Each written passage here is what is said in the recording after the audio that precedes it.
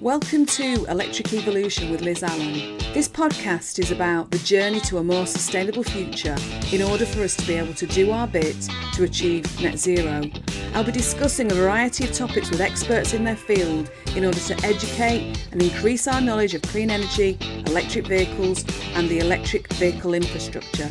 So whether you're an individual wanting to make a difference at home, a small business or a corporate, this podcast is just for you. Right, today's podcast, I've got to say, I am like a small child getting all excited about this person that I've got joining me. I have Robert Llewellyn, who's got so many titles behind you, really, haven't you? Actor, sustainability advocate, just so many things. You have. Robert, thank you for joining me. No, thank you. It's my pleasure. And my day-to-day life is so mundane that when I'm told these things, I go, really? I don't think so. But anyway, no, that's very kind of you. Thank you. Yeah. So basically, I bumped into you through, I think it was Kate Tyrrell at Everything Electric at the Excel. And I couldn't get my words out. Basically, my colleague Michelle just said I malfunctioned.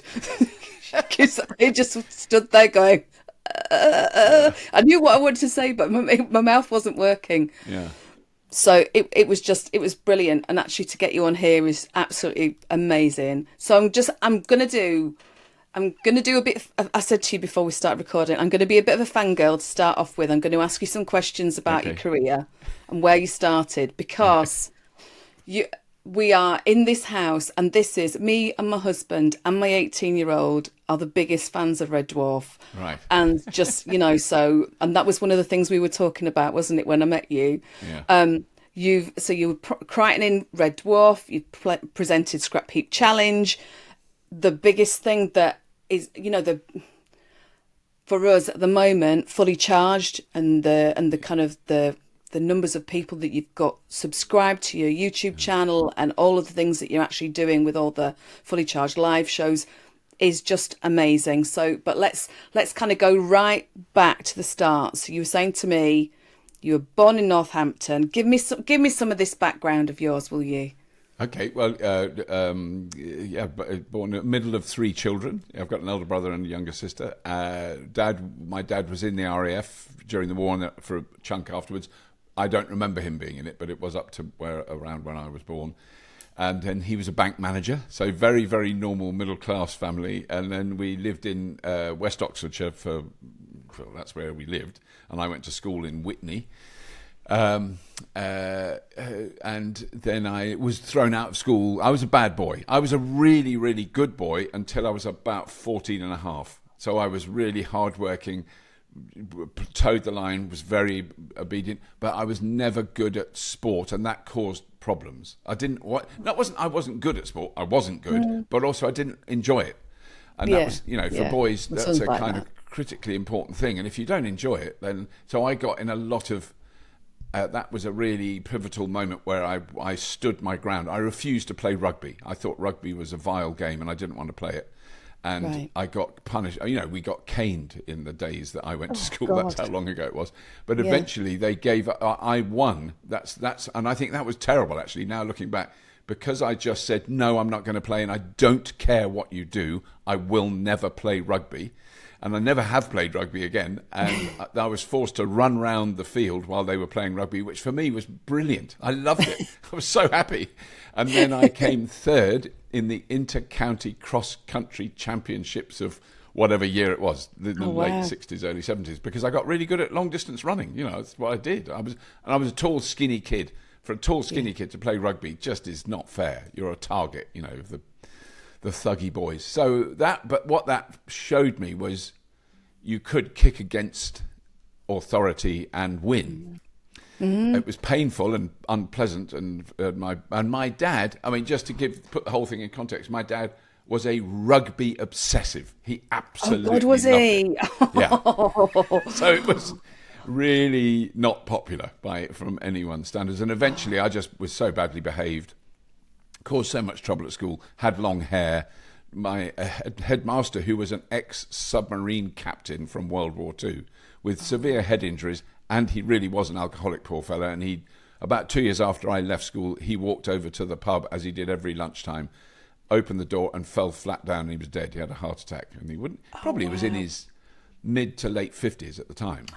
And it kind of, you think, I mean, my generation were taught by World War II, World War II veterans, some of whom were pretty traumatized by it, unsurprisingly, but certainly wouldn't blame them. I mean, and so there were quite a few. A friend of mine's maths teacher, I always remember meeting him at an open day at his school, not where I went to school, in Oxford, was a Spitfire pilot who had horrific facial burns. Oh my But goodness. he was their math teacher, and he came up to Charlie, my friend, and said, "Hello, Charlie, how are you getting on?" And Charlie spoke to him and I was looking, oh my God, I'd never seen anything like it. Just really shocking. But an amazing teacher, apparently, and, I don't know. Anyway, sorry, off topic. But that's where I went to school. No, that's fine. I'm good at going off topic, Robert. Yeah.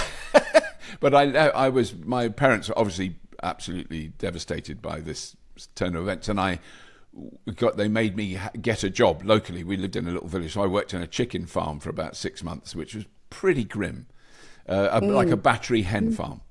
So I learned a lot about the reality of life very quickly. And I was only 16, but then I left home not long after that, and survived somehow.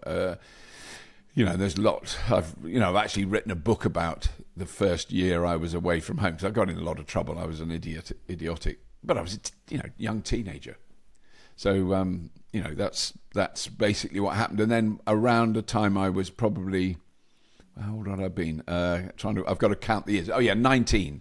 When I was 19, I met a lovely Greek Cypriot shoemaker in a basement in London. I saw him through a window and went in and talked to him. And I then became I trained to be a bespoke shoemaker. So it was a company that's still there in Marylebone, called James Taylor and Sons, who are bespoke shoemakers. And nice. That's how I learned to make shoes. And then I went on, formed my own company with another guy who was a shoemaker, and we made shoes for some of the richest people on the planet, because they were not cheap shoes. They were they were very expensive. I mean, that by today, they would probably now, I know what Lobs charge, about £2,000 a pair. It's in that region, £1,500 to £2,000 a pair of made-to-measure bespoke shoes that are made for you. And I've got, you can see some behind me. There's some there in shelves. Oh, those yes. are some on there. I'll hang on, I'll get that. I can see. That one. Sorry for those of you who are listening. You won't be able to see these wonderful shoes. So that is a shoe that I made in 1970. Wow. We made this for an exhibition. There's only one. It's not a pair. So this was on display. Oh my goodness. But they are very, and when you have a shoe like that and you put it on, if you can't feel it, we've done our job right. It's like it's not there. They fit you so perfectly. Nothing rubs, nothing. You don't have to break them in. They just fit perfectly immediately. That's what the I could do with some shoes like that, but I'm not really. Yeah, I'm not going to pay no £2 idea. for I mean, them. I didn't think when I left school, when I was thrown out of school, I want to be a shoemaker. It just sort of happened. It's very hard to. But what was an amazing experience, because they wouldn't be around for a long time. The two main people that taught me were Jewish survivors of the camps. So they were Eastern European Jewish shoemakers. One was Czech and the other was Polish. And they had the numbers tattooed on their arms. And they had survived in the camps because they were shoemakers. So the tailors and the shoemakers often survived and were treated fractionally better, as long as they were incredibly well behaved. Amazing stories from those guys, to actually spend hours with them. And they were incredibly skilled shoemakers. I mean, beautiful, stunningly. I never reached anything like the skill they had. I mean, it was really remarkable. So that was, quite an influential experience, I guess. I bet, and I bet you learnt so much from them, like you say, about kind of their life and what they'd been through. So what happened next? What were the next steps for you, kind of from shoemaking? Yeah, well, I mean, that was, that's how I earned my living for quite a few years. But then I was always trying to write. I wanted to be an author. I wanted to write books. That's, which I knew was ridiculous. I had no idea how to do it, absolutely none. And I would write silly stories, and then where would I take them to be published? And I just had no idea how that industry worked, if you like, how the publishing industry worked. Just no clue. And I had two friends who were kind of weird, arty comic performers that did sort of performance art, weird stuff that was, fine. But I didn't want it. I had no desire to do any. I'd never been in a school play. I had no desire or interest in acting or performing. Just didn't. It wasn't in my universe. But they were quite funny, and I got on well with them. And I wrote a little two-hander, like little dialogue between them, and that I saw them perform that, and people laughed, and that was without question, that was step one. That was like, oh, people laughed at that. It's like I had no idea. And then I wrote another thing for them, which was very much inspired by my dad. It was about World War II airmen, and one of whom was gay, and it was all about whether they accept him because the captain was gay in the sketch, but it had three people in it. And there's only two of them, so that was the fatal problem, because it worked with three people. It really worked. There were four people, including a musician. They worked with a musician, and the opening sequence was the four engines of a Halifax bomber starting up. We made the sounds. Oh God! Standing in a row, and I knew the call because my dad had told me. Port outer. All those noises, and we did all that. People went mad. People gave us a standing ovation just for standing in a row making those noises. It was bonkers. But then they made me in it, and I didn't want to do it, and I nearly threw up just before we went on. I couldn't remember what I was meant to say, and I didn't know how to perform, and there was all these people watching. A lot of my friends came along because they thought it was funny that I was going to be on stage. And if that hadn't worked that night, if that hadn't been funny and they laughed and they clapped at the end, I would never ever have done it again. But I was cursed because they did laugh and they did clap, so that was a real, huge turning point in my life. Now, I didn't know at the time, but looking back now, I can see that was where the whole thing went off on a different tangent. I was going to say, and the confidence that it would give you from hearing that standing ovation, or clapping from your friends, and kind of, like you say, people kind of recognizing that they can see how good you are. Well, I was very, yes, I would love to say I was that confident. I definitely wasn't, because I know from friends who remember it at the time that at the end of the little show we did, the two guys that I originally wrote for bowed like professional, proper performers they were, and I just stood in the middle like a rabbit in the headlights going, what are you meant to do? But so it took a while. It wasn't overnight. My confidence as a performer was definitely not overnight. I would spend the next year at least, as we did more and more shows. We formed like a theatre group called the Joeys, a comedy theatre group, a musician and three performers. And the first time we went on stage for years, I was terrified and thought of anything to get out of it. I just used to think, I just want to run out the back door and get in the van and drive away. I don't want to be. It's just until we were on stage. Once we were going, I don't remember. I know it was all right then, but it was not an overnight, instant thing at all. But that group carried on for 5 years. We did, I guess, probably nearly 1,000 shows. We did about 250 shows a year for it was really a lot. It toured all over the place, all over this country and the Netherlands and northern Germany. We did shows in weird theatres there, packed, and we never went on. We went on the telly twice, and then we decided we didn't want to do television. It was bourgeois. So then you went to Edinburgh Fringe, didn't you? That group was at the Edinburgh Fringe for many years, hugely successful there. I mean, we've packed out really big theatres. So by then we were quite a well-established group on that thing. And then when it imploded in 1985, it was really sad. Although I'm still friends with all the, with the people who were in it, save one who have very sadly passed away. But but when it went wrong, it was like it was just like a band. We were like a band. When you read about a band that's had some success and then it all goes wrong and they all hate each other, we did that, and it's so weird looking back. but it was so loaded with emotion at the time. It was really painful process to go through that. And we just agreed to do a tour of United States and Canada. And it was booked up, and we never did it. It just kicked off then, did it? Yeah, just really kicked off. So there was a big gap in my career after that, where I became a cyclist courier in London. So I was delivering. Did you? Oh, goodness. Yeah, for maybe 9 months. And my call sign was Grandad, because I would have been what would I have been? Not quite 30, 29.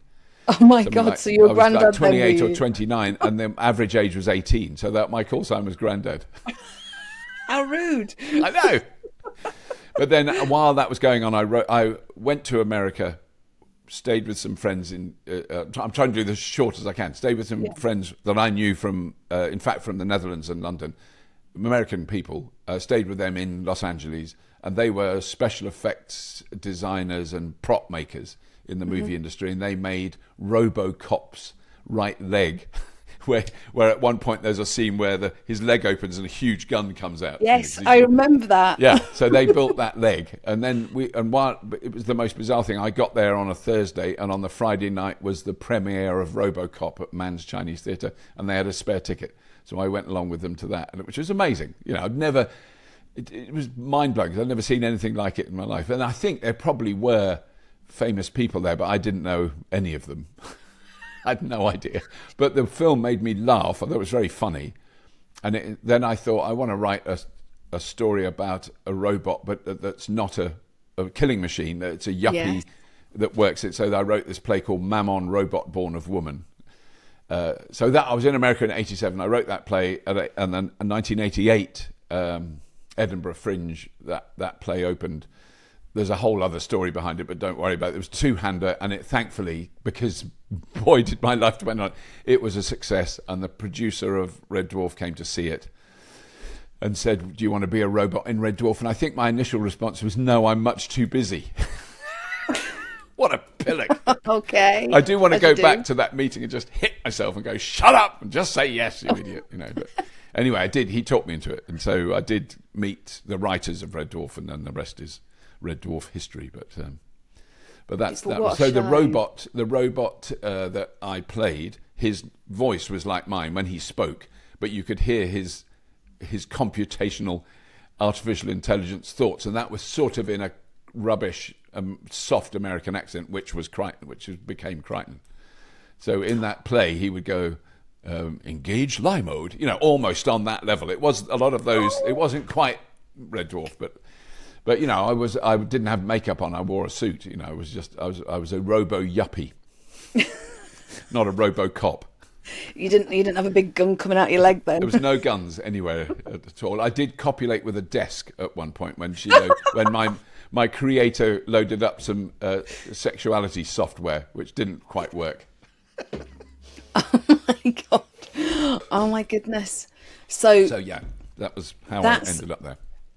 So you weren't you weren't the original Crichton in Red Dwarf, where you, obviously I told you I'm a Red Dwarf geek. Yeah. So and I know that because the original Crichton was very British, wasn't he?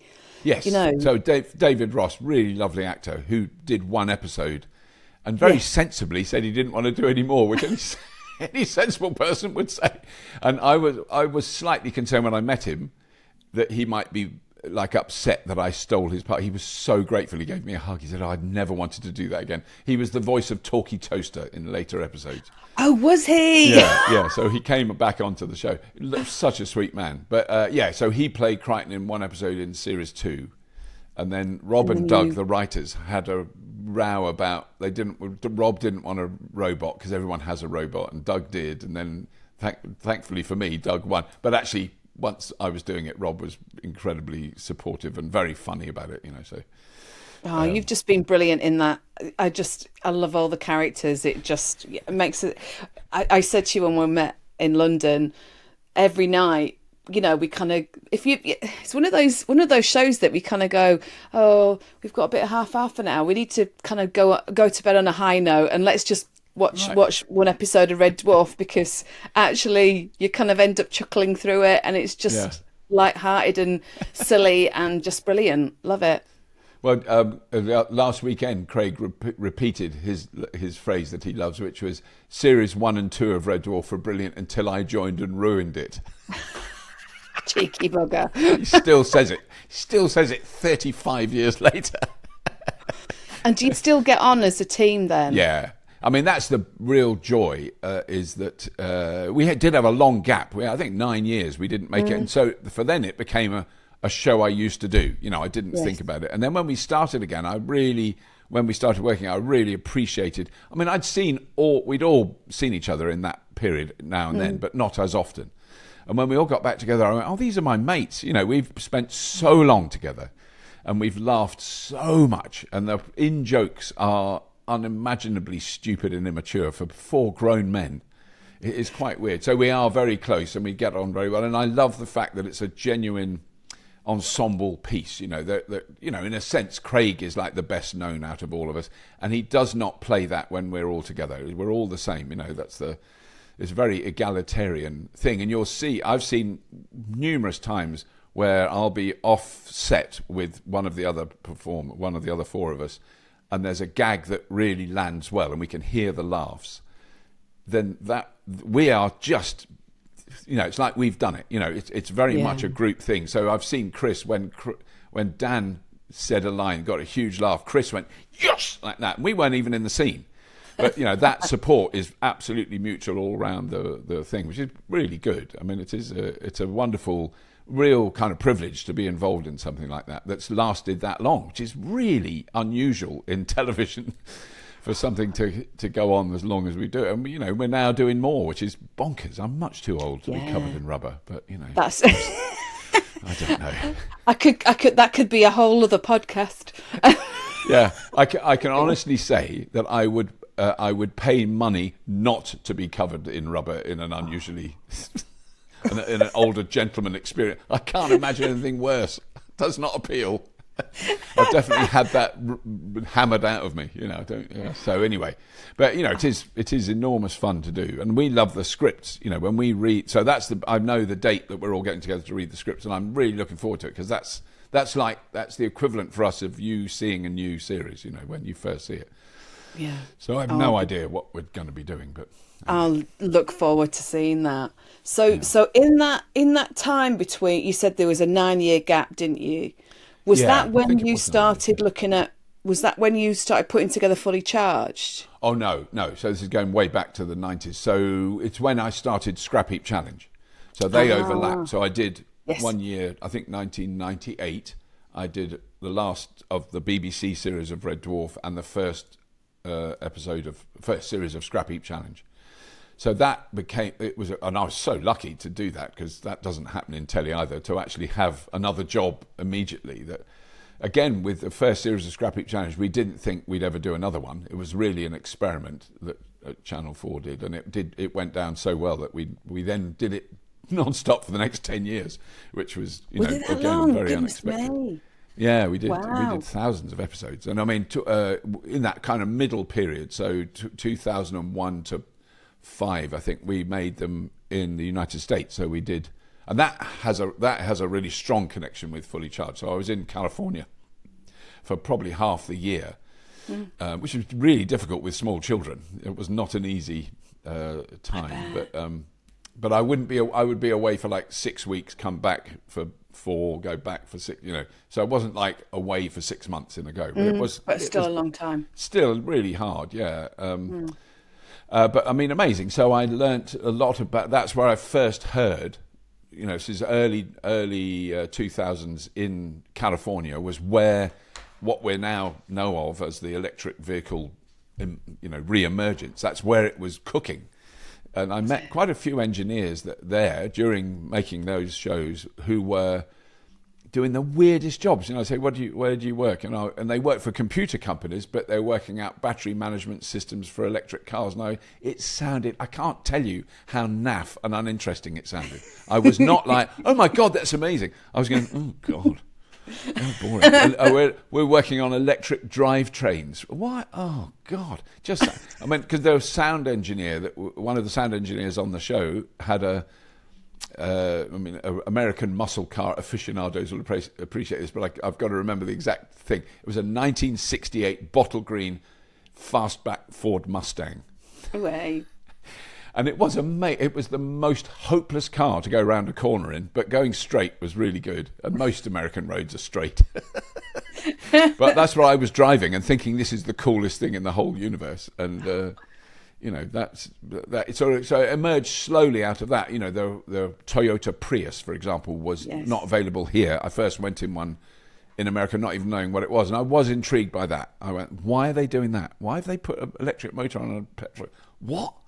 When I looked under the bonnet, I went, that is bizarre. And this was the very first iteration of the Prius. Looked really unimpressive, not an unusual design or anything. And the woman who was driving me home in it, who worked on the show, I said, what is this? It doesn't make any noise. She just went, oh, it's a hybrid.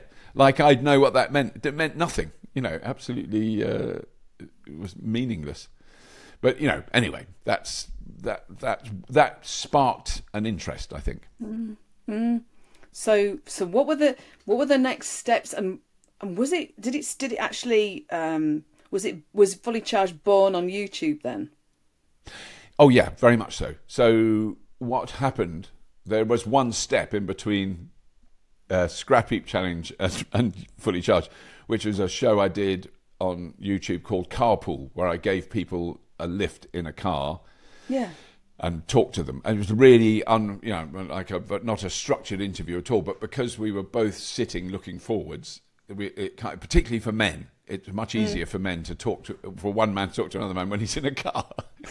But that came out of, so this was very much tied in with the developments in technology, in computers, in cameras, in how you film things and how you edit them. Because I suppose I should just quickly jump back a few years to that. I did a show called iCamcorder for Channel 4, which was inspired by Rob Grant and Doug Naylor. It was their idea. And it was a 6-part sort of documentary to show you more creative ways to use your video camera, which were becoming very popular at that time with tapes. So this is in the probably mid-90s. And that show kind of made me realise you could edit. Eventually, you would be able to edit on a home computer. You couldn't then; it was too difficult. But now, But once that started, and once YouTube launched, I put these shows out on Apple and on YouTube, and they were, at the time, very popular. At that moment, so I would interview, say, a chemical engineer one week, but then I don't know, Stephen Fry the next week, and then a neuroscientist, and then I can't remember. Oh, he lives just up the road. I'm trying to remember his name. He's a brilliant actor, no hair, Star Trek. Oh yeah, I'm terrible at names as well, but I know exactly who you mean. You know who I mean? Yeah, it's just gone. So embarrassing, really embarrassing. Anyway, no, because I can't get it either. Picard. Are you thinking of Picard? Yes. Yes, but that's not his name, is it? It's, no. As in, Jean-Luc Picard. Jean-Luc Picard. We both remember. Let's just call him that. Yeah, we call him that. Yeah, that's who he is to us. No, he was a lovely guy, very sweet. So yeah, that was in doing that, I learnt the process of filming something, cutting it together. And I was cutting together 3 or 4 cameras of this conversation. I could edit it down, and I'd put it out. I did the whole thing myself. There was no one else involved. Made no money at all. It was very difficult. But eventually Toyota, because I used a Prius, I was filming in a Prius, Toyota gave me a Prius to film in, and then funded a series that we did on Dave. So I don't know when that would have been, in that gap, before Fully Charged. And I interviewed 2 comedians, and that was all comedians that was doing, which was fine, except I always wanted to I made the fatal mistake of saying, in an interview, I interview celebrities, comedians, and really interesting people. Which I meant, they're all really interesting, but 1 or 2 people I asked if they wanted to do it were very offended by that. I'm obviously not interesting. I'm just a comedian. So that Oh was my that wasn't goodness. good PR. But then out of that, so then the camera. This is so much to do in a way with the technology, the camera technology, the computer software worked better and better and better. So by the time I started fully charged, it was so much easier to put together a 15, 20-minute, effectively TV show on a budget that it would pay for 1 minute of Red Dwarf, or or half a minute of Scrapheap. Scrapheap was a very expensive show to make, And now, and it now just it's grown became from strength to possible to strength, do. hasn't it? Yeah. Yeah. So that was It's really grown where from strength to strength and just Yeah. grown arms and legs now, isn't it? Yeah, and it's what people watch it on their TVs, that's or anything.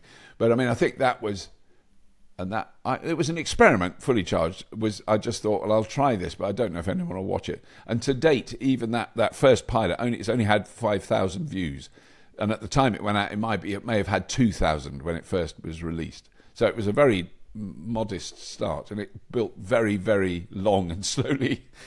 After that, it took a long time. But you've now got over 1 million subscribers. You've got a number of presenters all over the world, haven't you, as well? Yeah, so absolutely. So where are they all based? Because you've got you tell me. You tell everybody. Yeah, well, I mean, we have a very small production office in Bristol, which is where they edit, and where we have because you have enormous amounts of video footage, and you can't. That's where we've moved from. You can do it on your laptop. So yeah, you can do it on your laptop, but you need a massive thing in a cupboard that's going that stores all, because it's huge. I mean, what we shoot now is just staggering amount of stuff. So we have a backup server there, and all the kit. But that's and then we have an office in Godalming in Surrey, which is the sales office, which is for the live shows. So the people who organise the shows and book everything for the shows. Huge task to do that. I mean, it's way beyond it. When I see the floor plan and the amount of emails they have to deal with to put on a show, it is mind-boggling. It really is. So there's a team that do that. And then we have effectively correspondence. We haven't used the one yet much in the Netherlands, but we've got some in the Netherlands, South Korea, China, Elliot, Ricky in America, and Simone in Australia. So, and then Jack, Imogen, myself, and Helen here. So quite a good, I mean, obviously the ones that are standout are Elliot in China, because that's currently the home of electric cars. That's where a lot of them are coming from. So that's been really amazing to have him there. So yeah, that's given us a fairly broad spectrum of views.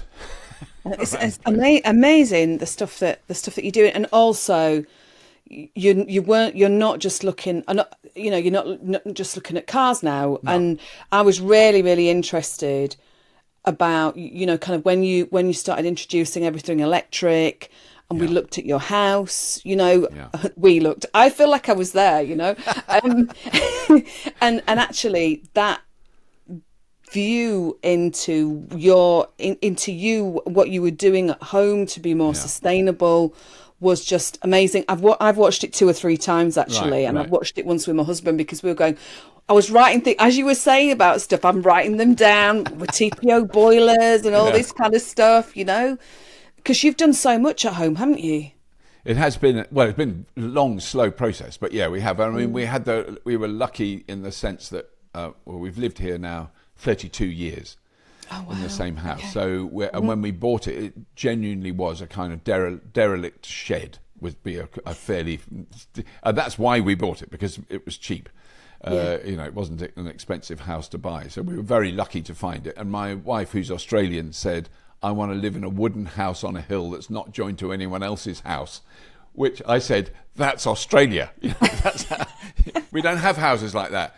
2 weeks later, she came back and said, I found a wooden house on a hill that's not joined. And I went, oh my God, which is where we still are. So, and also this area, bizarrely, is, if I'd chosen, we knew we couldn't afford to buy anywhere in London.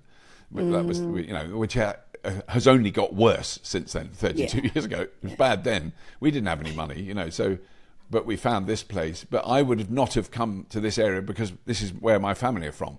It now makes sense. But like, my auntie lived just down the road. My cousin lives very close. My mum and dad were born very close to where we live now. That was really odd. And so to me, the Cotswolds clearly don't have the romantic connotations that a lot of people who come and visit as tourists. And it is a beautiful area, but to me it was like, oh, the Cotswolds, because that's where boring Sundays with your auntie and uncle when you're a kid, did not seem at all like that. But we're very lucky. But the advantage of that was we rebuilt the house of course, what do you do when you've got small children? You do building. We lived on a building site for 2 years, insane. But we made the house extremely well insulated, and that was just because it made sense. And because we were ripping the whole thing to bits, we put proper insulation in, proper windows in, all that stuff. So when it came to changing because then we had gas, we were using LPG, and there was nothing eco. There wasn't even the slightest hint, except for the insulation. That was the only thing. So now we're very lucky. It's a really easy house to heat because it's timber for a start, and it's got good insulation. And then, then we, by fluke, the office that I built for myself, which is, so I didn't have to work in the house. I have to walk 4 meters out of the house. But that has a south-facing roof, and it wasn't a plan at all, or even considered. But it's the perfect roof for solar panels. So I don't know how long ago, nearly 20 years ago, we put solar on, and then we've moved. And our original solar panels are now on a school about 15 miles away, on a primary school, which is great. They're still in use, and I saw the headmaster last summer, and he said they still work. They're fine. So they are probably 20 years old now. Oh, fantastic! And so we do. So now we have in our winter, because we've got batteries. So very basically, in the winter we buy electricity from the grid, but we buy it at night when it's cheap. And in the summer, we've just until this morning had we've done 5 days with zero electricity from the grid at all, and I've charged 2 cars from very nearly empty to very nearly full, because it's been quite sunny. But you've Today also got is miserable, and we've actually used a bit of grid this morning. But the fact that that I still argue, because yes, it's all the caveats. Yes, we're lucky. Yes, we've got the space. Yes, I had the funding to do it. Yes, all those things are yes. But the argument is the technology works. Yes. And it should be built into new homes, if nothing else. And any builder that doesn't do that, I think, is a criminal and should be imprisoned. I've gone quite radical on that. You've gone back to being 15 again, haven't you? And your long 15, hair. I'm going to be out there with my long hair, except it'll only be 2 strands at the back. Shouting at builders. It infuriates me when I see new houses built with gas boilers in 2024. I won't use expletives, but it's very hard. Hopefully, later on this year, I don't know whether you're on the same thinking as me, we might get a change of leadership in this country. So maybe we might actually head in the right direction, but maybe we shouldn't touch on that. So I just thought I'd throw that out there, Robert. I say nothing. So in your house then, if we just kind of, because we talked about we've talked about the YouTube channel. I want to talk about the shows as well, because obviously you've got Everything Electric, Harrogate next week.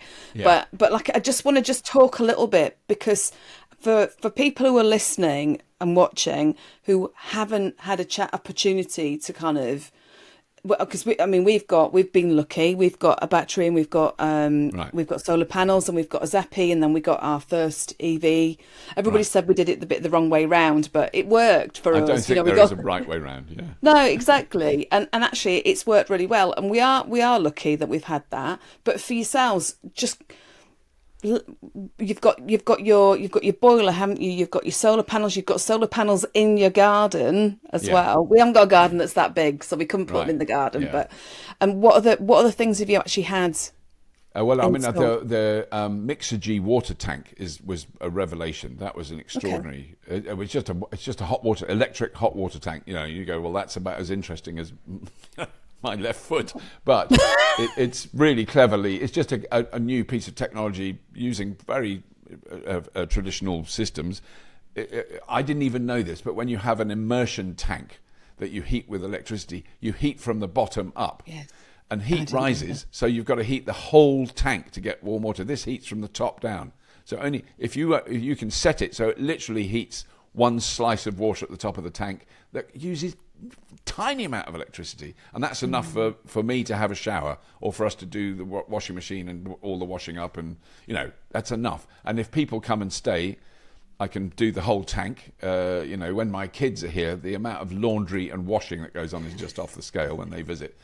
Then I know I need to you need to do it all. But all that is, but it's also so completely, or I don't do anything to it. I mean, if I do stuff to it when we need to increase it, but on a day-to-day basis, I don't look at it or touch it. So that is operated by the Eddy, which is a my energy thing. So the Zappy charger, the Eddy, controls everything in the house. So 99% of the time, I'll go and make a cup of tea, and I might, if I look at my app, the battery's full, the extra electricity is going into the car, the hot water is hot enough for all of us, the boiler in the winter, the boiler is hot and ready to go if we need it. All those things are done without any internet, which is how it's got to be. You can't have, I certainly have spent massively more time than is sensible adjusting my energy consumption and use, but not, sensible, normal people aren't going to do that, and you don't need to. But those technologies are developing really quickly to just understand that. So when there's extra solar and it's going into the grid, well, it will put it into the water, or it will put it into the boiler, or it will put it into the car. Those things are. And I think that is a critically important thing, that even if it's not in your home, say you drive somewhere to work, and I'm just going to choose a hospital because that's been in the news recently. And if the hospital, admittedly, but they could probably get a company to do it, covered their car park in solar panels and put in car chargers, then the staff could charge their cars for nothing. Doesn't cost the hospital anything, doesn't cost anybody anything. And then when you see that in other countries, so I've been in a car park in France which had 2 megawatts of solar above the car park, 2 megawatts, so 20,000 kilowatts. Just amazing, huge, and it's a big car park. Well, it's hot where they are, and the cars stay cooler because they're under the solar panels. Yeah. And there's charge points coming off it, and it charges. Makes sense, doesn't it? Yeah, it makes more sense than you can poke a stick at. Yeah. I know. We just to me there's a lot of stuff about the joined up thinking side of things, isn't really it? And important, actually, because I was going to ask you. So if we look at I'll come back to the shows in a second, but if we look at the other campaign, the Stop Burning Stuff campaign, that you're working on as well, actually, I don't know. Obviously, you've got strong thoughts about the negativity that comes in from the media. Yeah. How do we address it, Robert? Other than just getting that campaign out there. It's like you were saying, you chip away at it. So we've actually had a little bit of fractional amount of success. The Daily Mail has publicly admitted that it made up the story that electric cars cause all the potholes. They had to print it. No, I didn't know that. So, and you've got to remember that 99% of their readers read the story, believe that electric cars do the pot, and 1% read that they made it up. And they actually used the term, "we made it up," which is the first time ever. There was a ridiculous, stupid article in the Sunday Times, which I don't read, but my neighbour sent it to me, I think 2 weekends ago, and I wrote a kind of really half-baked riposte to his absurd assertions, and the Sunday Times ran with it. They put it in their paper last Sunday's had my response to this ridiculous. It's just factually incorrect. Guy just didn't know what he was talking about, which is very often the case with electric vehicles, and I'm sure you're all aware of this. Anyone who's got an electric car goes, hang on a minute, no, they don't do that. I know. No, that's actually, it's not like an opinion, it's just wrong. It's just factually incorrect. And all the different news channels and everybody, places where all of this negativity is posted or run as media stories, more people are watching it. I've had friends who I've had conversations with who think all sorts about EVs. So I've now got my notes on my phone. I've got a section about EV myths that if somebody comes up with one, I can literally just refer to it because I can't always remember straight away. No, but that's ridiculous, isn't it? But it's just all that. It's just wrong what they're doing. Yeah. It's very, I mean, it's often quite an emotional thing, which is something I don't really, and I kind of understand it because through my brother, who's an automotive engineer and really clever and builds, he's retired now, but he's an incredibly skilled engineer. And Chris Barry, those are the two people I think of who really love classic cars, beautifully engineered, amazing old cars. Chris absolutely adored, and he's got a collection of them. And I have no interest to even consider that they shouldn't be. Of course they should be. That we need those cars in 100, 200 years' time to show people this is the technology that was used in our era.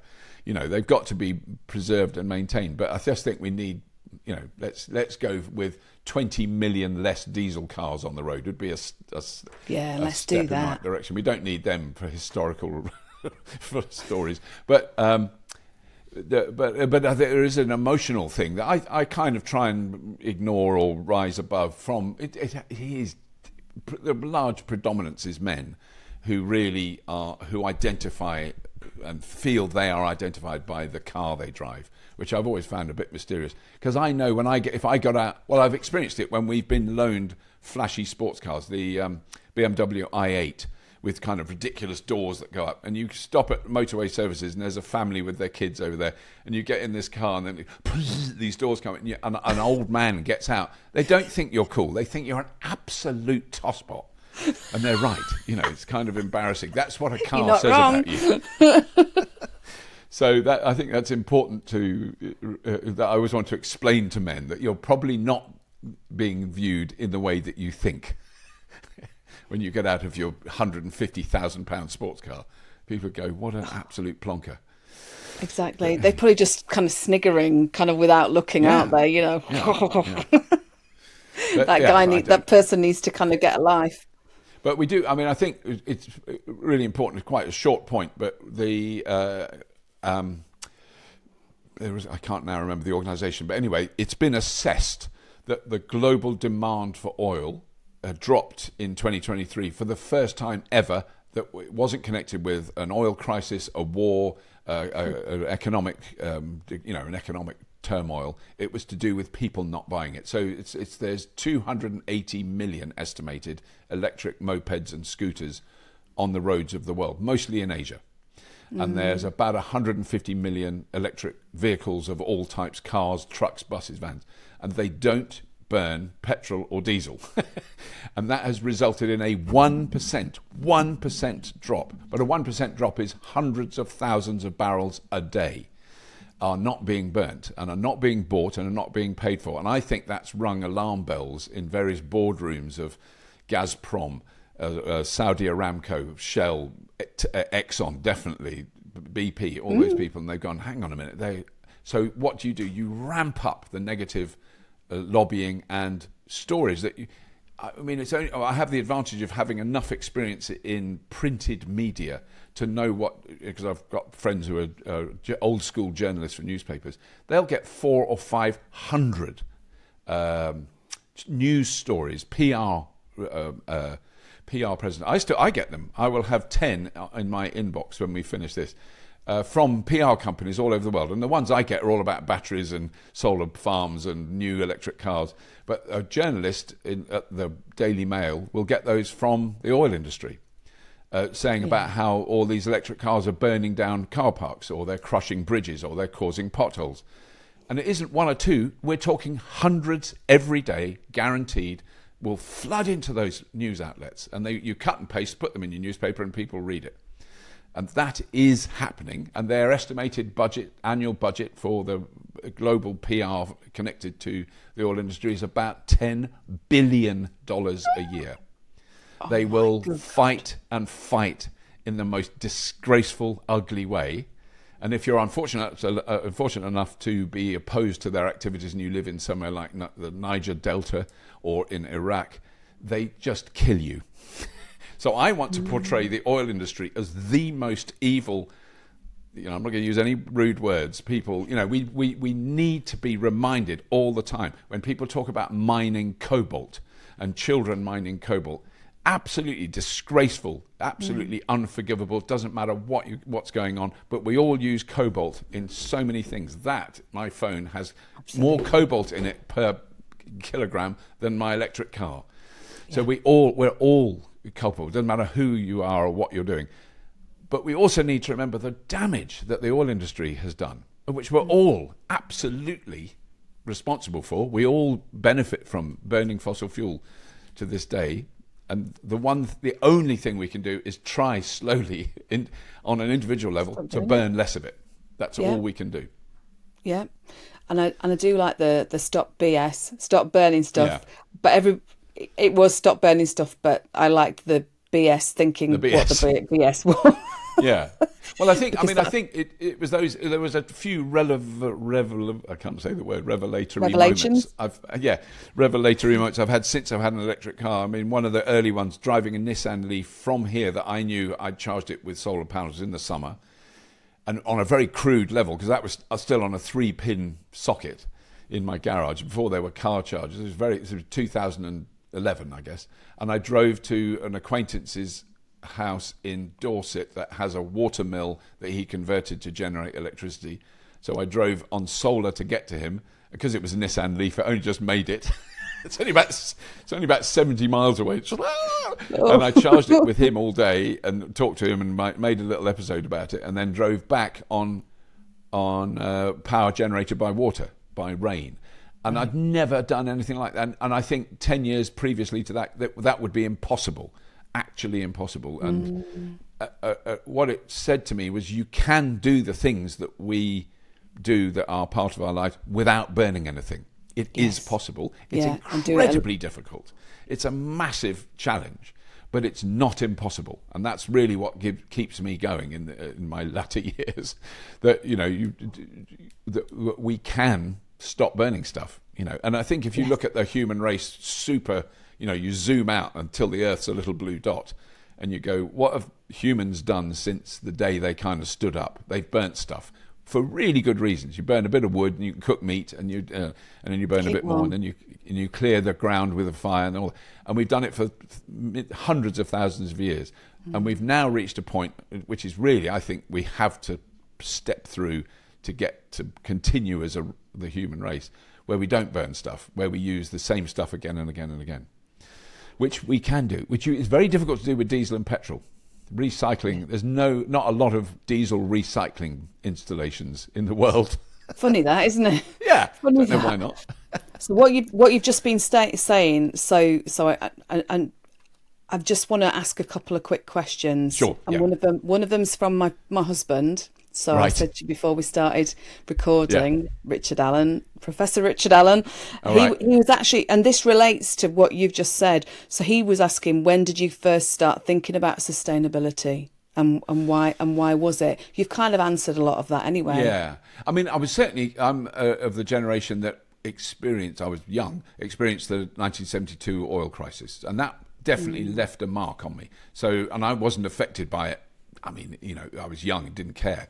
So I'd go into a supermarket and there'd be no lights on, just candles. And you had to pay. Well, you had to pay cash anyway, but they couldn't open the till, so they had a box with money in it because the till didn't work. So really, the world was coming to an end on the 3-day week, and there was a massive crisis and a miners' strike. But the oil, perfectly legitimately, the countries with a lot of oil, Saudi Arabia being the main one, just said, oh no, we actually would like to have all the money from this, because they were getting a penny a barrel from Shell, and Shell were making $100 million a minute. So they kind of nationalised their own oil industry and all that stuff, which sent a huge shockwave through the world that was totally, we'd never thought about it. It was just bigger cars that use more and more petrol, and suddenly there was no petrol in this country. I would cycle past queues to get petrol that were 3-4 miles long, with people standing by their cars for hours, and they were only allowed to buy a gallon. I mean, it's just crazy. The whole thing fell apart, and I thought, that's it, we're going to move on to a different way of living. Of course we didn't. We didn't, no, but we can. But that hinted at something. And I knew some lovely hippies at that time, I won't go into the whole story, who'd built a wind turbine that generated power for their house on such a crude level. I mean, the stuff we made on Scrapheap looked sophisticated in comparison with this thing that they built, but it did work, and they had lights in their house because their house was off the grid. It'd never been on the grid. You know, the grid hadn't got that far.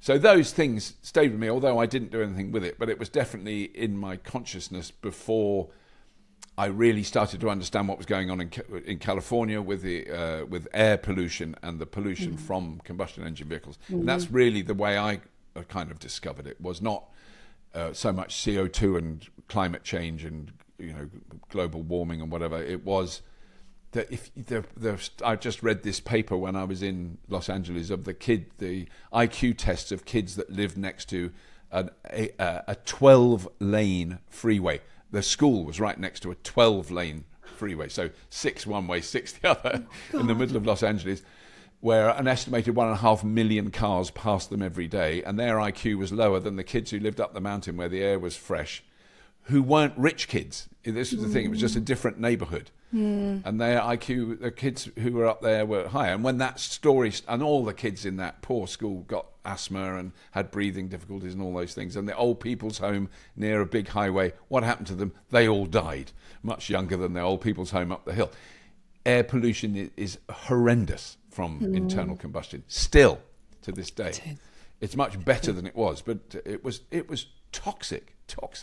In Los Angeles, it was a very car-oriented city, and it was all those cities are now cleaning up, but like Delhi today would be bad, and Mumbai I've been in, and it is mind-boggling how unpleasant the air can be there. But Los Angeles was on a par with that. Was really bad. That's where the initial movement towards zero-emission vehicles and low-emission vehicles, it all came out of the legislation from the Californian government. And now also, important to point out, headed by a robot, Arnold Schwarzenegger. Oh, God.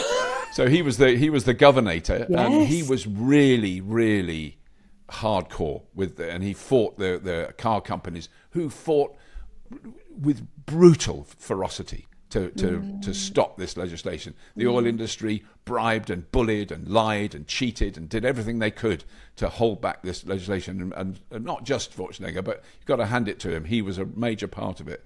Just pushed and pushed and pushed. And they managed to get that legislation through, which is what resulted in the Prius and in the EV1, the General Motors electric vehicle they first made, and then eventually the development of Tesla and everything else that we've seen since then. So, I think California is, you've got to hand it, that's where this industrial revolution we're going through, that's really where it started. And it came out of the computer industry, not the car industry. The car industry are concreted, their feet are concreted into internal combustion. Everything else they do is a kind of greenwash. And, some of them have chiseled the concrete away from their feet and have tried to do better, but, they're married to the oil industry. It's really, really hard. I don't even blame them. It's really difficult to change that. Sorry, that was your husband's question. No. Seriously, no, because I was going to say, especially if you know that you've got shareholders that you want to keep happy, no matter what. I mean, it is so wrong. But they're still wanting to keep their shareholders happy, aren't they? But at some point, it's going to tip, isn't it? It's got to tip the other way, and they're going to have to put things in place for the future, because the future doesn't include fossil fuels, does it? No. And I actually think they're screwed, but they'll fight really dirty for a long Tooth time. and nail, absolutely. But hopefully, the general public are going to start recognising this over time. Yeah. So I do have another question, but I know you need to go. But it's fine. I'm all right. No, do it. Are you sure? Because I also want to just finish off with the live show as well. So, all right. A friend of mine, Marvin Samuels, has actually said, and I was thinking about this, so it's very, very pertinent. He's saying, how can we make our language to the wider population more inclusive around EVs? We can't use language that no one understands, like even just something as simple as FUD. Fear, uncertainty, and doubt. I didn't know what that was about 18 months ago.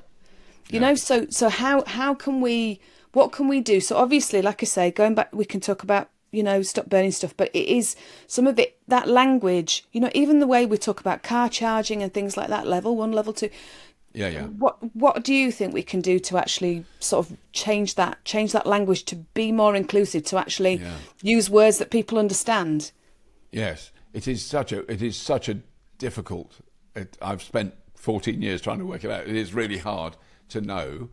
I know when I'm talking to an individual, which I have done a lot, where even my neighbours.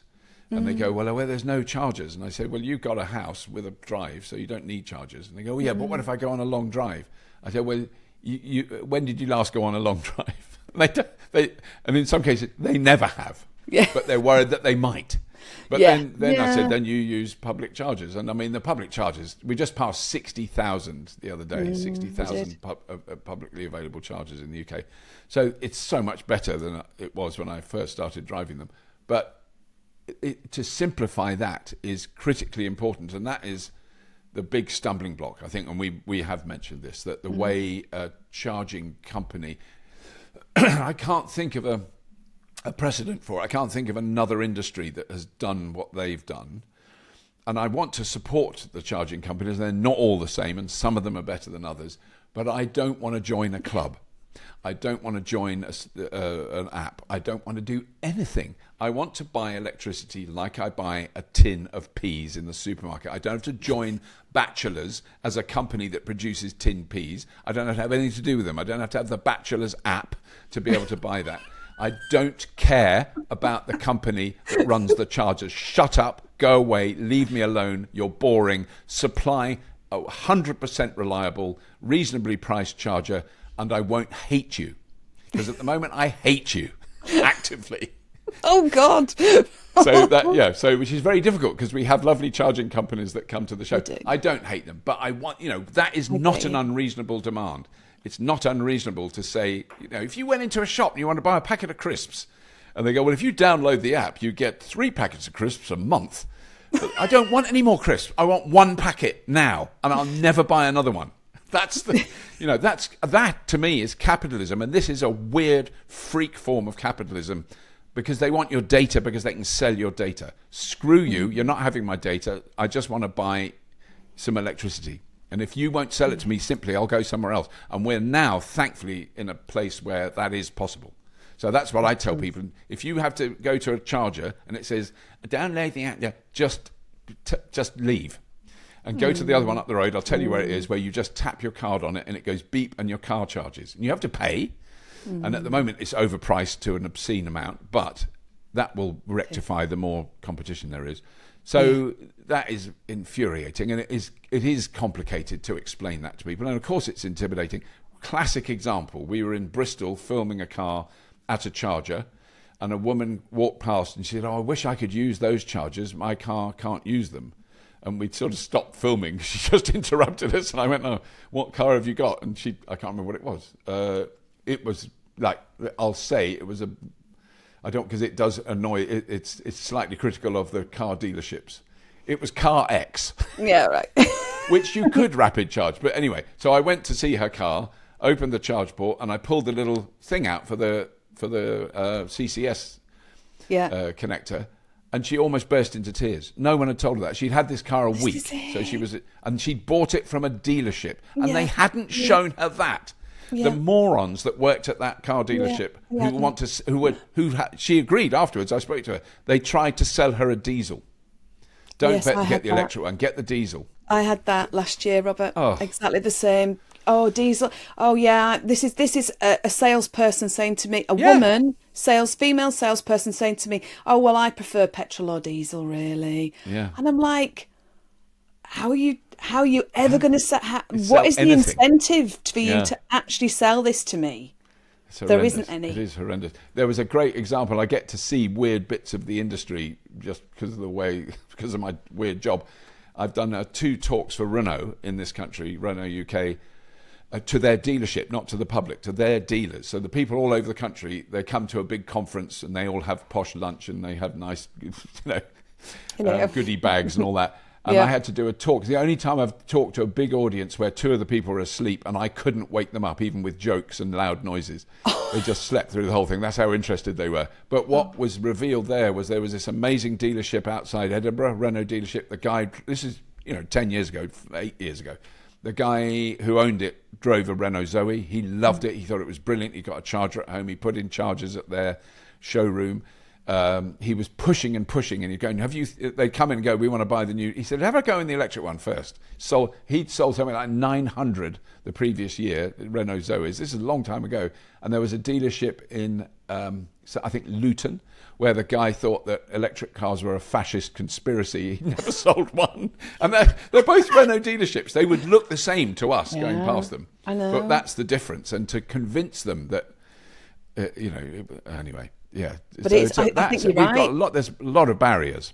Yeah, a lot of barriers. I've said before, I've had a couple of podcasts. One from products with a product specialist, a guy called Ben Travis, who's brilliant. Right. He is so enthusiastic about EVs. And another chap, John Burdekin, who goes out and talks to dealerships and stuff like that. Yeah. But actually, so we recognised, this needs to improve. You can't sell an electric car in the same way as you sell a petrol or diesel car, because they're different. And that poor woman, that must have been absolutely awful. Actually, she'd driven quite a long way to visit her daughter who was at Bristol Uni, and she didn't think she could get back that night. She was going to have to stay in a hotel, and we charged the car for her. And I said, look, it's not that hard. Just plug it in, and that was at a charge point where you tap your card to pay for your debit card to pay for electricity. Really simple, worked really well. But the other thing I was just quickly want to say, which I think is a real challenge, which is only from they're really loath to talk about it, but it is the case, and I've talked to enough people who know that the traditional way of selling a car. So you've got a big showroom and you've got all your fancy cars and they're all posh, and then the man comes up to you, have you considered buying the GTX or whatever it is, does the spiel. They sell you a car. That car is sold for almost the manufacturing cost. It's minuscule profit. And most of that profit goes to the dealership, not to the car company. But the car company know they've got you. Once you bought that car, you take it back for a service, and your insurance and everything will depend on that. And you will have to buy all the, service is expensive, and you'll change the oil, and they'll do the fan belt, and they'll do the spares, the little part, and then eventually the exhaust pipe, and then the clutch, all the things that can go wrong. And we all know this is because we've all, anyone who's over 25 knows how shit, excuse my French, combustion engines are. They break, they wear out, they get too hot, they stop working. They're a terrible piece of dated technology. You buy an electric car and you drive out and they go, there's nothing in this for us. They're not coming back here. The car doesn't need servicing. I've got an MG4. I'm actually taking it in on my choice to a dealer a garage I know well, to have it serviced. It doesn't need anything doing to it. And I've driven it now 21,000 miles, and there's nothing is going to go wrong. And if anything now, especially, that's the one thing I always tell you, I think the range has gone up on that car. It's definitely not gone down. It's extraordinary how far I can drive that car on one charge. It's just bonkers. But I think I've learnt to drive it well. That you're going to get used to the car. That's it. But you talk to Kevin Booker then. But that messes up the traditional sales and service thing.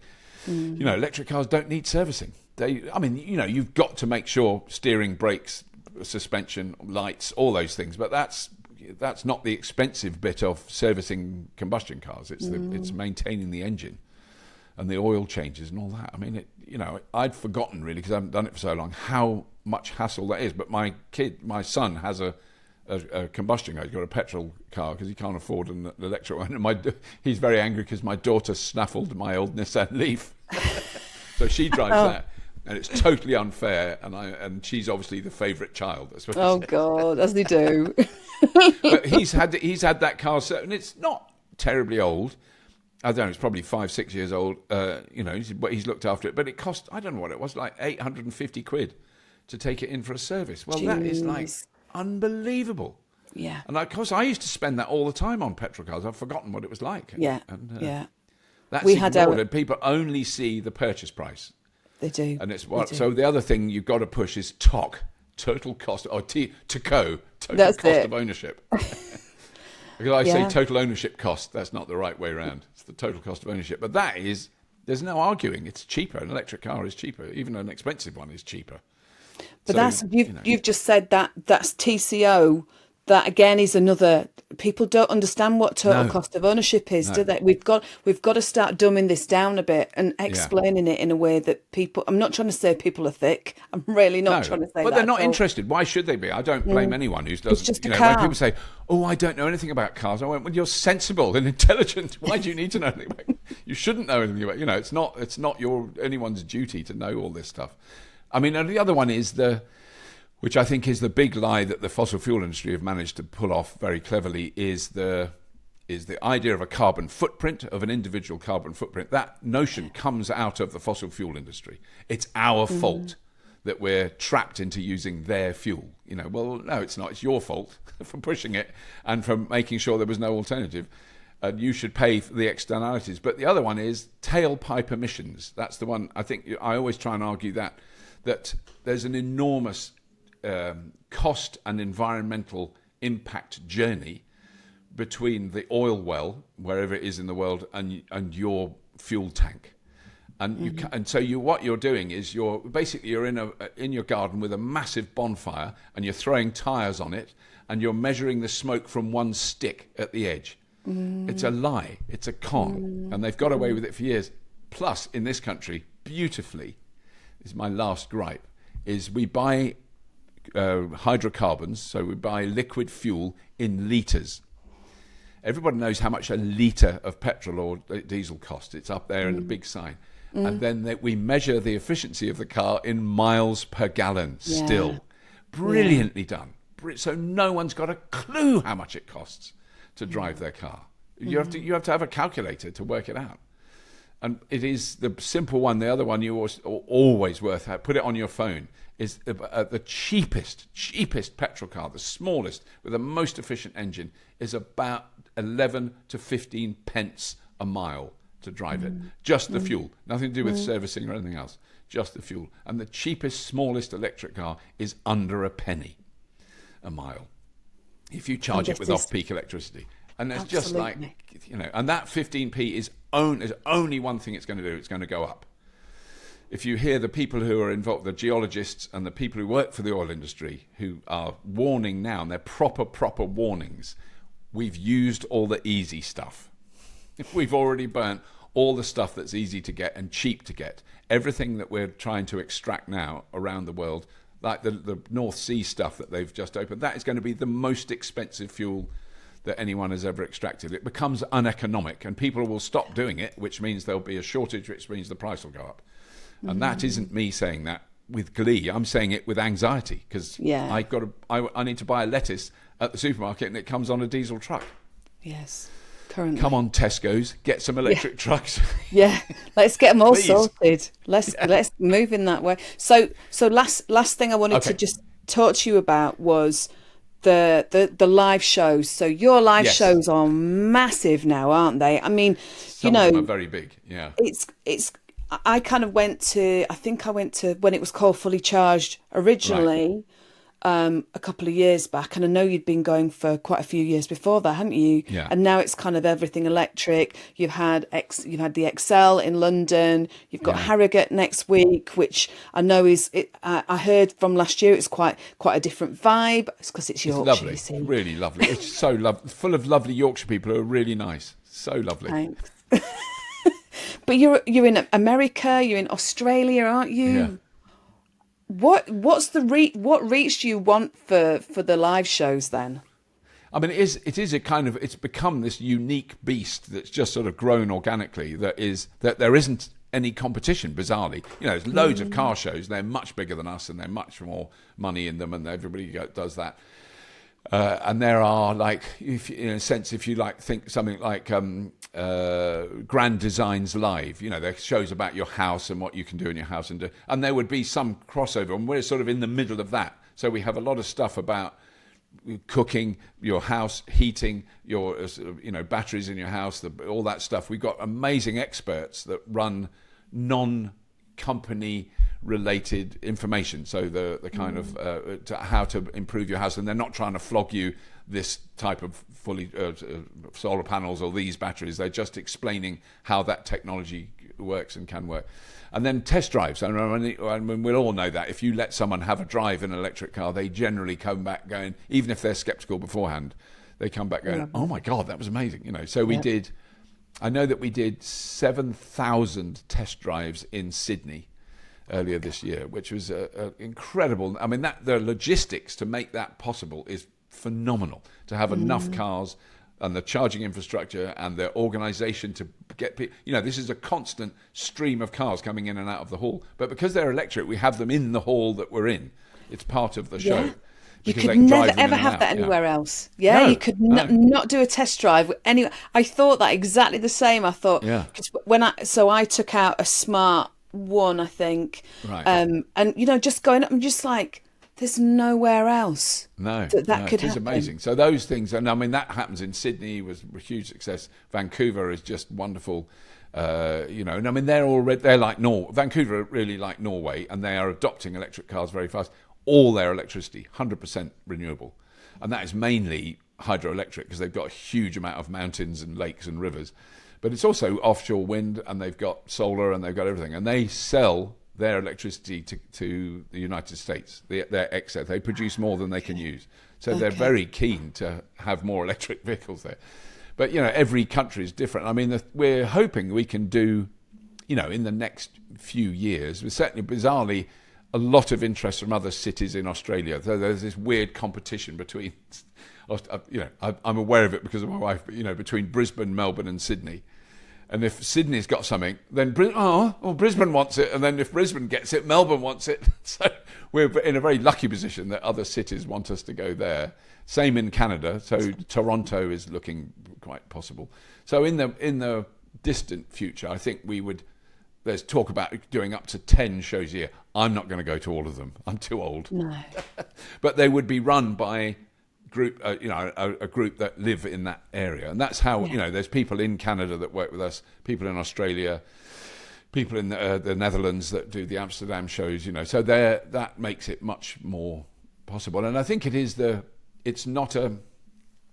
very much a kind of it's in between a kind of electric vehicle owners association meeting and a car show. So there's a lot of really good spirited, kind, supportive atmosphere, and there's some big car companies but who kind of get infected by that, so they're not doing the hard sell. They're going, just have a drive in it, see what you think, don't worry about it. And we actually sell cars at the events. We've done, I mean, not hundreds, but we have people have said, in one particular case last year at Farnborough, a guy bought one of the cars. He drove a car and he loved it. He said, I want to buy it. And they went, yeah, well, you can order one. And no, I want to buy that car now. And he did. He got it. He bullied them into selling. And on the Sunday night when we were finished, he got in that car. They were going to transport them all back to the depot. He got in it and drove off. And that's his car. I mean, that's unusual. It's not common, but that does happen there. So you've done such. So yeah, they are amazing, and they're lovely. I mean, and the talks that we do are really. I was sceptical about everything when we started it, but I've learnt to shut up because I was wrong. They are. The most amusing one was a few years ago at Farnborough, and when the team was sat, at a meeting before we started, we looked at all the things, and it was, the future of batteries, and can we recycle this material, and what about electric, all those things, charging and all that. And one of the one was Beyond the Boiler, which was about home heating. Okay. And we went, oh God, Beyond the Boiler. No one is going to go to that. God. And that was Dan, because he knows about home energy stuff. I went round to look at it, and I couldn't get near the theatre. It was standing room only. I reckon there was probably 2,500 people watching that panel. So that's the kind of spread of interest in it. Because everybody's going, well, I've got an electric car, and I've got some solar, but I'm still burning gas to heat the house, or I'm burning oil, or what am I, what is there? Is there a Beyond the Boiler? So, that side of it is incredibly fulfilling. I've got to tell you one, because you'll love it. It's a Yorkshire woman. Yay. So last year, in Harrogate. I can't even quite remember. I was on stage and we were talking about, whether women are interested in the fact that most of our viewers on Fully Charged are men. There's no question. It's massively male. And we've tried, and it's getting better, but very slowly. So that was discussed in one way or other in passing. And I was walking out of the building, and this woman literally grabbed my shoulder quite aggressively. And she said, "I've got a bone to pick with you, Mr. Llewellyn." And I went, "Oh, Jesus, what have I said?" And she said, "We've got an electric car. I bought it. We've got solar panels. I got them. We've got a solar heating thing. I got it. He did nothing," pointing at her cowering husband. Oh, God. It was a brilliant moment where she made she proved me very wrong. She gave me a hug at the end of it. Oh, well, that's good. You see, that's the thing. We do have a bit of a strop, and then we get all... Yeah, no, she had a great strop. No, I was terrified to start with. But it was just the fury with the way, when we chose the electric car, I chose it. He didn't do anything. And this guy was just going... Her husband just stood there shrugging, that was it. Well, I've got to say, the car was my choice, but the solar panels and the battery was my husband's. So we're kind of half. It's a joint thing. Yeah. Exactly. Well, I've got to go, but I'm just going to tell you because I can say it 'cause she's not here today. My wife is not interested and not bothered and doesn't mind about anything, but is kind of genuinely supportive and just drives electric cars. She has done for years, and she's in a reading group, excuse me, that have been going for 32 years or something, eight women. And I knew nothing about this until sometimes we have a little meeting where the husbands are allowed to go and we go out for lunch or something like that. I can't remember. It was a couple of years ago, and one of them said, we bought an electric car. And I went, "Oh, no, I didn't." "Yeah, well, I said to Judy last year, what is this Robert's special car?" And she went, "Oh, it's just a car." And I said, "Yeah, but what do you do when you charge?" "You just plug it in. It's like a phone. I don't want to talk about it." You just get in it and drive it. It's just like a car. Stupid. It's boring. And out of those 8 women, 4 have bought electric cars. Oh, wow. That's how to sell electric cars. "Oh, shut up. It's just a bloody car. You just plug it in and drive." "Do you plug your phone in at night?" "Yeah." "Well, do that with your car. Shut up." Oh, my God. Absolutely dismissive of the whole thing. She just drives it and, Just gets in it, does the... But I have to say, she's a Tesla fangirl, though she wouldn't admit it. Well, because of the supercharging. How do you charge a car? You drive up, you plug it in, you go and have a wee. Shut up, it's not interesting. Yeah. No, you have to work out the app, pick the app. There's no app, there's no nothing. I've got about 24 apps on my phone, so don't. Oh, God. Yeah, anyway, let's not go there. Let's not do that one. That's another conversation. Maybe we might bump into each other in Harrogate next week. Hopefully, if I can get my accommodation sorted. I'm looking forward to it. Yeah. Oh, listen. And thank you very much for having me. And I've gone way over now. I've got to rush, but thank you. I know. I'm so sorry. It's been an absolute joy. I've really, really enjoyed talking to you, and I'm sure everybody's got so much out of listening to you and watching you. So I'm going to say, don't pull a face. That was honestly. No. I'm just worried that I've gone on like a drone. No, you haven't gone on. No, you haven't gone on at all. I'm going to say thank you for joining me. It's been amazing. Honestly, I could talk to you for so much longer. I really, really could, and hope to kind of meet you again properly at some point. But listen, thank you to you and to everybody else. I'm going to say thank you for listening and watching, and I'll see you next time. Bye-bye. Thanks for watching this episode of Electric Evolution. If you enjoyed it, please don't forget to hit the like and subscribe buttons to stay connected with us. And if you're inspired by our journey towards a sustainable future and want to support our mission on a monthly basis, please check out our Patreon page at patreon.com/Electric Evolution Podcast. Your support really helps us to bring the latest insights and discussions in the world of clean energy, electric vehicles, electric vehicle charging and sustainability to you. If a regular subscription isn't what you're looking for, you can always consider buying us a coffee. Just head over to www.buymeacoffee.com/Electric Evolution Podcast. Every cup helps us to keep the electric evolution moving forwards. And if you're curious about our work in the EV infrastructure sector at Full Circle Continuous Improvement, why not visit us at www fullcircleci.co.uk to find out more. And if you want to send me a message, you can always email me on liz@fullcircleci.co.uk. And finally, please don't forget to share this podcast if it's sparked your interest. And let's keep spreading the word about all of these topics that we're covering. So, until next time, see you soon. Bye!